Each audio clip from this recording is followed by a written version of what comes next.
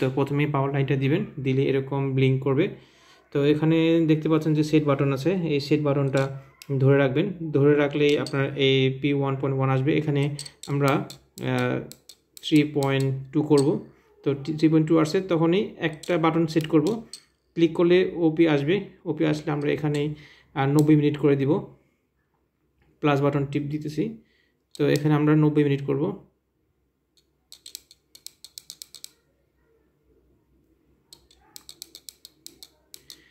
এই হলো 90 মিনিট হয়ে গেছে। তো এখানে একটা ডট দেওয়া আছে, এখানে আমরা এখন 3টা ডট নিয়ে আসবো। তো এরপরে একটা সেট বাটন ক্লিক করব, এখানে সিএল আসবে। এখানে আমরা আপ বাটন করে এখানে 90 মিনিট করব, কারণ আবার টার্নিং ডাইনে বামে আপনার 1 ঘন্টা পর টার্নিং হবে, সেই জন্য আমরা 90 মিনিট করে দিচ্ছি। তো এখানে আমরা স্টপ বাটন ক্লিক করে 3টা ডট নিয়ে আসবো। তো দেখতে পাচ্ছেন, আবার সেট বাটন একবার ক্লিক করব, তো লুপ আসবে। এখানে আমরা কিছুই করব না, জাস্ট এভাবেই থাকবে। আমরা সেট বাটনটা আবার ধরে রাখবো চাপ দিয়ে। তো ডিসপ্লে যখন এরকম ব্লিঙ্ক করবে, এটা হওয়ার পরে অটোমেটিক সেভ হয়ে যাবে এবং এটা চালু হয়ে গেছে, মানে এটা আপনার যে টাইমটা সেট করছেন সেটা এখন সিস্টেমটা চালু হয়ে গেছে। জাস্ট এইভাবেই আপনার টাইমটা সেট করতে হয়।